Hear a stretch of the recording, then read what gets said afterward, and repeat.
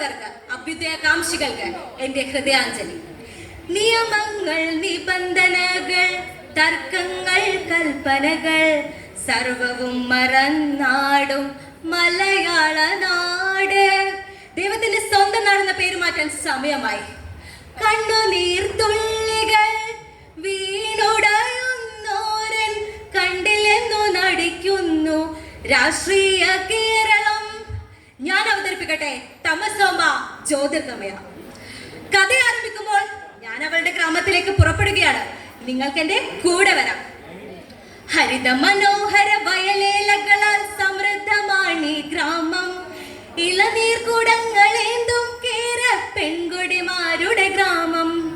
പച്ചപ്പട്ടുടുത്ത നെൽപ്പാടങ്ങളും തെങ്ങിൻ തോപ്പുകളും അങ്ങിങ്ങായി തലയുയർത്തി നിൽക്കുന്ന കരിമ്പന കൂട്ടങ്ങളും പിന്നെ കളകളം പാടുന്ന പൂന്തേൻ പുഴയും സുന്ദരിയാക്കിയ ഗ്രാമം ചന്ദ്രഗിരി, സുന്ദരിയാക്കിയ ഗ്രാമം. ചന്ദ്രഗിരിയിൽ എന്താണ് വിശേഷമെന്നല്ലേ ഈ നോട്ടത്തിന്റെ അർത്ഥം? പറയാം. ഈ കവലയിൽ നിന്ന് 100 മീറ്റർ അകലെ മാറി ദാ അവിടെ ഒരു കവാടം കാണുന്നില്ലേ?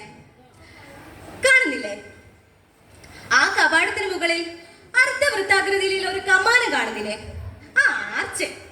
അതിൽ രജതവർണ്ണം ചൂടിയ ആംഗലേയ ലിപികളൊന്ന് ചേർത്ത് വായിച്ചേ. കാണുന്നില്ലേ? ഞാൻ വായിക്കാം. Government college of science and technology Chandragiri. ഒരു എഞ്ചിനീയറിംഗ് കോളേജ് എന്ന് പറഞ്ഞാൽ എന്താ? അഗ്നിച്ചിറകുമായി നക്ഷത്ര രാജ്യം തേടും മനുഷ്യനെ വാർത്തെടുക്കാം. അഗ്നിച്ചിറകുമായി ആകാശത്ത് പറന്നുയർന്ന ഗോളങ്ങളെടുത്ത അമ്മാനമാടുന്ന ശാസ്ത്ര സന്താനങ്ങളെ വാർത്തെടുക്കുന്ന ഭൗമനിലയം. വശ്യസുന്ദരമായ ഗ്രാമത്തിന്റെ തിലകക്കുറിയായി പ്രൗഢോജ്വലമായ മണിമന്ദിരങ്ങളുള്ള സമുച്ചയം. അതെ, government college of science and technology Chandragiri. 6 മാസം മുമ്പ് ടിവിയിൽ എക്സ്ക്ലൂസീവ് എന്ന് പറഞ്ഞ് വാർത്ത വന്നത് ഓർക്കുന്നില്ലേ? ഞാൻ ഇപ്പോഴും ഓർക്കുന്നു. നമസ്കാരം, സൂര്യകാന്തിയുടെ വാർത്താ ലാബിലേക്ക് സ്വാഗതം. ചന്ദ്രഗിരി എഞ്ചിനീയറിംഗ് കോളേജിൽ നാർക്കോട്ടിക്സ് റെയ്ഡ്. ഒരു സീനിയർ വിദ്യാർത്ഥിയെ അറസ്റ്റ് ചെയ്തു. അന്താരാഷ്ട്ര വിപണിയിൽ ഏകദേശം 5.5 ലക്ഷം രൂപ വിലമതിക്കുന്ന മയക്കുമരുന്ന് പോലീസ് പിടിച്ചെടുത്തു. കൂടുതൽ വിശദാംശങ്ങളുമായി ചന്ദ്രഗിരിയിൽ നിന്നും സുജാത നമ്മളോടൊപ്പം ചേരുന്നു. സുജാത, എപ്പോഴാണ് റെയ്ഡ് ആരംഭിച്ചിരിക്കുന്നത്? റെയ്ഡ് ഇപ്പോഴും തുടരുകയാണോ? സുജാത, കേൾക്കാമോ? ആ സീതാറാം, രാവിലെ 11 മണിയോടുകൂടിയാണ് റെയ്ഡ് ആരംഭിച്ചത്. ഇപ്പോൾ റെയ്ഡ് നിർത്തിവെച്ചിരിക്കുകയാണ്. അന്താരാഷ്ട്ര വിപണിയിൽ ഏകദേശം 5.5 ലക്ഷം രൂപ വിലമതിക്കുന്ന മയക്കുമരുന്ന് പോലീസ് പിടിച്ചെടുത്തു. നരേന്ദ്രൻ എന്ന സീനിയർ വിദ്യാർത്ഥിയെ പോലീസ് അറസ്റ്റ് ചെയ്ത് വിട്ടയച്ചു. നരേന്ദ്രൻ എന്ന വിദ്യാർത്ഥി ധനകാര്യ മന്ത്രിയുടെ PA അനിരുദ്ധന്റെ മകനാണെന്നാണ് അറിയാൻ കഴിഞ്ഞത്. ഉന്നത സമ്മർദ്ദത്തെ തുടർന്നാണ് പോലീസ് കേസ് അയക്കാതെ വിട്ടയച്ചെന്നാണ് കോളേജിലെ ഒരു വിഭാഗം വിദ്യാർത്ഥികൾ ആരംഭിക്കുന്നത്. ഓക്കെ സുജാത, ഞാൻ തിരിച്ചു വരാം. ഓർക്കുന്നില്ലേ? ആ ചന്ദ്രഗിരി കോളേജാണ് ഈ ചന്ദ്രഗിരി കോളേജ്. അന്നൊരു തിങ്കളാഴ്ച മധ്യാഹ്ന സൂര്യൻ കത്തിജ്വലിച്ചു നിൽക്കുന്ന ചന്ദ്രഗിരി കോളേജിന്റെ കവാടത്തിന് പുറത്തേക്ക് ഒരു ജാഥ കടന്നു വരികയാണ്. 500-ലധികം പെൺകുട്ടികൾ. ജാഥ കടന്നു പോകുന്ന വീതിയുടെ ഇരുവശത്തുമായി കാഴ്ചക്കാരായ അധ്യാപകർ, ഒരു പറ്റം ആൺകുട്ടികൾ. ചന്ദ്രഗിരിയുടെ കാതുകളിൽ അവരുടെ സമരകാഹളം മുഴങ്ങുകയാണ്. ലഹരികളിൽ നീരാടി തളരുന്നൊരു തലമുറതൻ താവളമായി മാറുകയാണിവിടം. അതെ, ക്യാമ്പസിലെ മദ്യത്തിനും മയക്കുമരുന്നിനുമെതിരെ പോരാടാൻ ഒരു സംഘടന ഉദയം ചെയ്തിരിക്കുന്നു. ആക്ടിവേറ്റ്. പഠിപ്പ് മുടക്കുന്ന സമരത്തിൽ ഇവർക്ക് പങ്കില്ല. മധ്യാഹ്ന വിശ്രമ വേളകളിൽ ഇവർ സമരത്തിലായിരിക്കും. പതിവ് പോലെ ലഘുലേഖനങ്ങൾ വിതരണം ചെയ്യുന്ന തിരക്കിലാണ് സംഘടനയുടെ പ്രസിഡന്റ് രാധിക. ഉറ്റതോഴി വിനീത അവളുടെ കാതിൽ മന്ത്രിച്ചു. അവനവിടെ നിൽപ്പുണ്ട് നരേന്ദ്രൻ. പ്രിയപ്പെട്ട നാട്ടുകാരെ, വിദ്യാർത്ഥികളെ, മദ്യത്തിൽ നിന്നും മയക്കുമരുന്നിൽ നിന്നും ഈ ചന്ദ്രഗിരി കോളേജിനെ രക്ഷിക്കാൻ ഒരു ദേവദൂതനും വരുമെന്ന് ഞാൻ വിശ്വസിക്കുന്നില്ല. പകരം ആ ദൗത്യം നമ്മൾ ഏറ്റെടുക്കുകയാണ്. ആക്ടിവേറ്റ് ഏറ്റെടുക്കുകയാണ്. നീതിബോധമില്ലാത്ത പിശാചുകൾക്ക് ഭരണസിരാ കേന്ദ്രത്തിന്റെ പിന്തുണ ലഭിക്കും. അഴിമതി പണം കൊണ്ട് ആറാട്ട് നടത്തുന്ന സർക്കാർ ഉദ്യോഗസ്ഥന്റെ മക്കൾക്ക് ഒന്നും നഷ്ടപ്പെടാനില്ല. നാക്കുകൊണ്ട് പോക്കറ്റ് അടിക്കുന്ന രാഷ്ട്രീയക്കാരന്റെ മക്കൾക്കും ഒന്നും നഷ്ടപ്പെടാനില്ല. അവന് ബിരുദം വിലക്ക് വാങ്ങാം. അധ്വാനിച്ചും പണം കടമെടുത്തും പഠിക്കുന്ന നമുക്ക് മാത്രമാണ് നഷ്ടം. അതുകൊണ്ട് ക്യാമ്പസിന് ശാപമായി മാറിയിരിക്കുന്ന ആ നിൽക്കുന്ന കാപാലികനോടായി ഞാൻ പറയുന്നു, ഇല്ല, നടക്കില്ല നിന്റെ കൂത്താട്ടം. ഈ പുണ്യ വിദ്യാലയ മുറ്റത്തു നാശമേ നിന്നെ തകർത്തു തരിപ്പണമാക്കുന്ന പെൺകരത്താണെന്നോർത്തു വെച്ചോ. വിൽക്കുമടി വിൽക്കോ. കഞ്ചാവ്, ഹെറോയിൻ, ഹാഷിഷ്, MDMA തടയാൻ പറ്റുമോ നിനക്ക്? നീയൊക്കെ കൂടി നാർക്കോട്ടിക്സിനെ വിളിച്ചു വരുത്തിയില്ലേ? എന്നിട്ട് എന്തായി? ഈ നരേന്ദ്രനെ ഇടിച്ചു പിഴിഞ്ഞ് ജ്യൂസാക്കി വലിച്ചു കുടിച്ചോ? അമ്മായപ്പൻ മരുമോനെ കാണാൻ വരുന്നത് പോലെ പോയത് നീ കണ്ടില്ലേ? അതാണ് നരേന്ദ്രൻ. മര്യാദക്കാണെങ്കിൽ നിനക്ക് കൊള്ളാം, നിന്റെ വാനര പടക്കം. ഇതും പറഞ്ഞ് നരേന്ദ്രൻ ബൈക്കിൽ ചീറിപ്പാഞ്ഞു പോയി. സുഹൃത്തുക്കളെ, നമ്മുടെ സംഘടന വിജയകരമായി ആക്ടിവേറ്റ് ചെയ്തതിന്റെ പ്രതിഫലനമാണ് നാം ഇപ്പോൾ കണ്ടത്. നാം ഇനിയും പാടും. ഭീഷണികൾ പലകുറി വന്നാലും ഈ സമരം തുടരും. ഭയമെന്നുള്ളൊരു പദം ഇവിടെ ഇല്ലിനി നമ്മുടെ നിഘണ്ടുവിൽ. സുഹൃത്തുക്കളെ, നാളെ ഇതേ സമയം, ഇതേ വിഷയം, ഇതേ സ്ഥലം സമ്മേളിക്കും. നമസ്കാരം. അവർ എല്ലാവരും ക്ലാസ്സിലേക്ക് കടന്നുപോയി. പിറ്റേന്ന് രാവിലെ കോളേജിലേക്ക് വരികയാണ് രാധികയും വിനീതയും. പലരും വീടുകളിൽ നിന്ന്, മറ്റു പലരും ഹോസ്റ്റലുകളിൽ നിന്ന്, രാധികയും വിനീതയും അനാഥ മന്ദിരത്തിൽ നിന്ന്. അളിയോ, അവളുമാര് വരുന്നുണ്ട്. പെട്ടെന്നാണ് ഒരു പറ്റം ആൺകുട്ടികൾ അവളുടെ മുന്നിലേക്ക് ചാടി വീണത്. കാര്യം എന്തെന്നറിയാതെ പകച്ചു നിൽക്കുകയാണ് രാധികയും വിനീതയും. നാണമില്ലല്ലോ മാനമില്ലല്ലോ ഞങ്ങളുടെ ഓമന തമ്പുരാട്ടി, നാട്ടിലറിഞ്ഞേ കൂട്ടരറിഞ്ഞേ ഓർക്കുമ്പോൾ നാണം വരുന്നു പനെ. എന്തോ നടാ, രാവിലെ തന്നെ കഞ്ചാവ് അടിച്ചു കയറ്റിയോ? ഹേ, ഇതൊന്നുമല്ല. വാട്സപ്പിൽ കണ്ടായിരുന്നു തമ്പുരാട്ടിയുടെ 2-3 തരക്കേടില്ലാത്ത പടങ്ങൾ. ദേ, അനാവശ്യം പറഞ്ഞാലിട്ടല്ലോ. ഓ, അത് ശരി, ഇപ്പൊ കുറ്റം ഞങ്ങൾക്കായോ? ദേ കണ്ടു നോക്ക്. വാട്സപ്പിൽ തന്റെ ചിത്രങ്ങൾ, വിവസ്ത്രയായ തന്റെ ചിത്രങ്ങൾ. ഡി വിനീതേ, ഇതിന് പിന്നിൽ അവനാ ആ നരേന്ദ്രൻ. ഇത് ചോദിക്കാതിരുന്നിട്ട് കാര്യമില്ല. തെരുവ് നായ്ക്കളെ കൊല്ലാൻ കേന്ദ്രമന്ത്രി അനുവദിക്കാത്തതുകൊണ്ടാ, അല്ലെങ്കിൽ നീ ഒന്നും ജീവനോടെ കാണില്ല. അവർ നേരെ ക്യാമ്പസിലേക്ക് പോയി.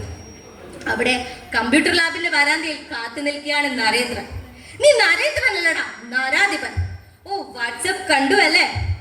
ഒരു കമ്പ്യൂട്ടറും ഫോട്ടോഷോപ്പ് ചെയ്യുന്ന സോഫ്റ്റ്വെയർ ഉണ്ടെങ്കിൽ നിന്റെ അമ്മയുടെ പടം വരെ ഞാനും ഇങ്ങനെയാക്കി തരാം. കാണണോ നിനക്ക്? ഏയ്, നരേന്ദ്രൻ കാണാൻ ആഗ്രഹിക്കുന്നത് മറ്റൊരു പടമാ. ഈ ക്യാമ്പസിന്റെ നോട്ടീസ് ബോർഡിൽ ഭിത്തികളായ ഭിത്തികൾ ചുറ്റും നിന്റെ ചിത്രം, അടിയിൽ 2 റോസാപ്പൂക്കൾ, കൂടെ മനോഹരമായ അടിക്കുറിപ്പും.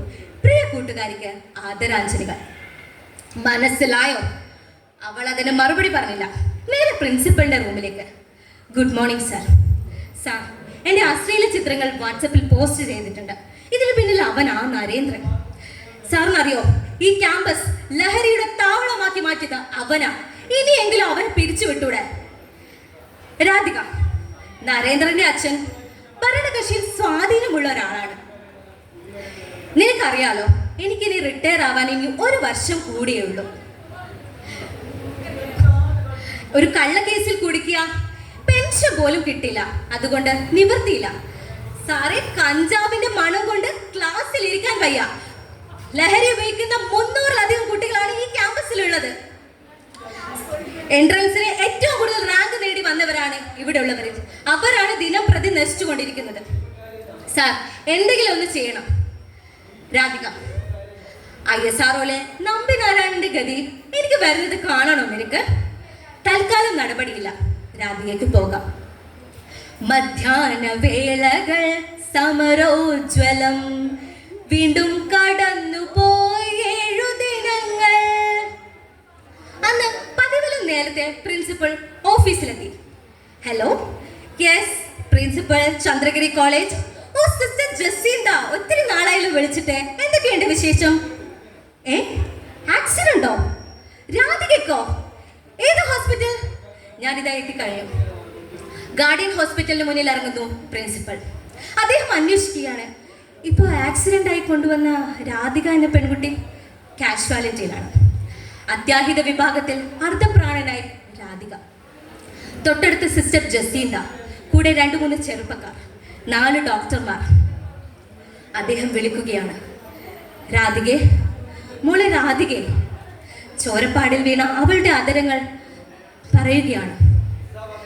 സാർ, ഞാൻ മരിച്ചു പോകുമോ? എന്നെ ക്യാമ്പസിൽ അടക്കിയാൽ മതി. എല്ലാവരും ഒന്ന് പുറത്തേക്ക് നിൽക്കണേ. രാധികയെ ഓപ്പറേഷൻ തിയേറ്ററിലേക്ക് മാറ്റാൻ സമയമായി. പിന്നിൽ നേഴ്സിന്റെ ശബ്ദം. മണിക്കൂറുകൾ കടന്നുപോയി. ഓപ്പറേഷൻ തിയേറ്ററിന് മുന്നിൽ ഇറങ്ങുന്നു ഡോക്ടർ സോമസുന്ദരം. ഈ ചന്ദ്രഗിരി കോളേജിന്റെ പ്രിൻസിപ്പൽ ഞാനാ, രാധികയ്ക്ക് എങ്ങനെയുണ്ട്? തലച്ചോറിന് ക്ഷതമേറ്റിരുന്നു. കഴിയുന്നതൊക്കെ ഞങ്ങൾ ചെയ്തു നോക്കി. സോറി. രാധിക പോയി. ഹോസ്പിറ്റൽ വരാന്തയിൽ ജീവച്ചവം പോലെ പ്രിൻസിപ്പൽ.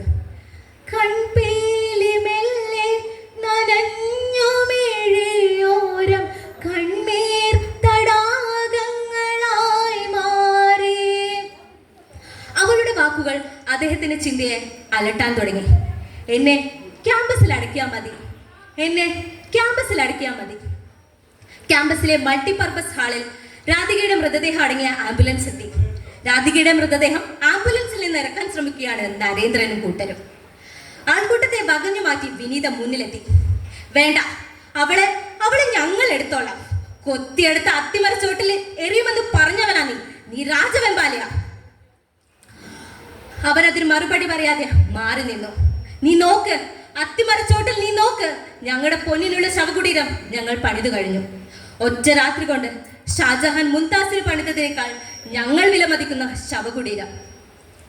ആയിരക്കണക്കിന് ആളുകൾ രാധികയുടെ മൃതദേഹത്തിൽ അന്ത്യോപചാരം അർപ്പിക്കാൻ എത്തിക്കഴിഞ്ഞു. ഇതേ സമയം വേദിയുടെ മറുവശത്ത് അനുശോചനം അർപ്പിക്കുകയാണ് സിസ്റ്റർ ജസീന്ത. ഒരു പ്രസംഗത്തിനിവിടെ പ്രസക്തിയില്ലെന്ന് എനിക്കറിയാം. എങ്കിലും എൻ്റെ വേദന കൊണ്ട് ഞാൻ പറഞ്ഞു പോവുകയാണ്. 19 വർഷം മുമ്പ് ഞങ്ങൾ അനാഥ മന്ദിരത്തിന് കിട്ടിയ നിധിയാണ് രാധിക. ഈ കൈകൊണ്ടാണ് ഞാൻ അവളെ എടുത്തു വളർത്തിയത്. താങ്ങാനാവാത്ത സങ്കടം എനിക്കുണ്ട്. എങ്കിലും വലിയ സാമൂഹ്യ തിന്മയ്ക്കെതിരെ, മദ്യത്തിനും മയക്കുമരുന്നിനുമെതിരെ പോരാടിക്കൊണ്ടാണ് എൻ്റെ വളർത്തുപുത്രി യാത്ര ചോദിക്കുന്നത്. ഏറെ ദൂരമില്ലെങ്കിൽ പോലും കല്ലറയിലേക്ക് ഒരു വിലാപയാത്ര ആരംഭിച്ചു. ആചാരങ്ങളില്ല, അനുഷ്ഠാനങ്ങളില്ല. 6 പെൺകുട്ടികൾ അവളുടെ മൃതദേഹം തോളിലേറ്റി നടന്നു കഴിഞ്ഞു. അവളുടെ മൃതദേഹത്തിൽ മുല്ലപ്പൂക്കൾ വാരി എതിരുകയാണ് അവർ. യാത്രയയക്കുകയാണിവിടം കണ്ണീർ മഴയിൽ നനയുമ്പോൾ നിൻ പുഞ്ചിരിയും വാക്കുകളും നൊമ്പരമാവുകയാണിവിടം. ശവസംസ്കാരം കഴിഞ്ഞ ആളുകൾ നടന്നു നീങ്ങി. പെട്ടെന്നാണ് ക്യാമ്പസിലേക്ക് ഒരു പോലീസ് ജീപ്പ് പാഞ്ഞെത്തുന്നത്. അതിൽ നിന്നിറങ്ങുന്നു ഡിവൈഎസ്പി ഹരിമേനോൻ. അദ്ദേഹം പരിസരം വീക്ഷിക്കുകയാണ്. തൊട്ടടുത്ത് ഒന്നും അറിയാത്തതുപോലെ ഒരു ചെറുപ്പക്കാരൻ. അദ്ദേഹത്തിന്റെ കൈ അവന്റെ മേൽ പിടിവീണു. Mister Narendran, you are under arrest. Sir, എന്താ പ്രശ്നം? ഞാൻ എന്ത് ചെയ്തു? അദ്ദേഹം പോക്കറ്റിൽ നിന്ന് ഒരു സിം കാർഡ് പുറത്തെടുത്തു. ആക്സിഡന്റ് സ്പോട്ടിൽ നിന്ന് തകർന്ന ഫോണിന്റെ സിം കാർഡാണിത്. ഇത് രജിസ്റ്റർ ചെയ്തത് നിന്റെ പേരിൽ, നരേന്ദ്രന്റെ പേരിൽ. നരേന്ദ്രൻ കൂടുതൽ പ്രതിരോധത്തിലാവുകയാണ്. ഇതാ നീ നോക്ക്, നീ വണ്ടി എടുപ്പിക്കുന്നതിന്റെ ദൃശ്യങ്ങൾ. അദ്ദേഹം അവനെയും കൊണ്ട് ചീറിപ്പാഞ്ഞുപോയി. രാധികയുടെ ശവകുടീരത്തിൽ ആയിരക്കണക്കിന് മെഴുതിരികൾ. വിനീത അതിൽ നിന്നും ഒരു ദീപശിഖ ഉയർത്തുന്നു. അവരുടെ കണ്ണുകളിൽ ഇച്ഛാശക്തിയുടെ തിളക്കം, അവരുടെ ധമനികളിൽ ധർമ്മസമരത്തിന്റെ വേലിയേറ്റം. ചന്ദ്രഗിരിയുടെ ആത്മാവിൽ ധർമ്മസമരത്തിന്റെ മാറ്റുലികൾ അലിയൊലിപ്പൂണ്ടു. ലഹരികളിൽ നീരാടി തളരുന്നൊരു തലമുറതൻ താവളമായി മാറുകയാണിവിടം. ക്യാമ്പസിൽ നിന്ന് ക്യാമ്പസിലേക്ക് പടരുന്ന അഗ്നിജ്വാലയാവാൻ അവരുടെ പദസഞ്ചലനം. പ്രപഞ്ചം മുഴുവൻ മന്ത്രിച്ചുകൊണ്ടേയിരിക്കുന്നു. തമസോമ ജ്യോതിർഗമയ. നന്ദി, നമസ്കാരം.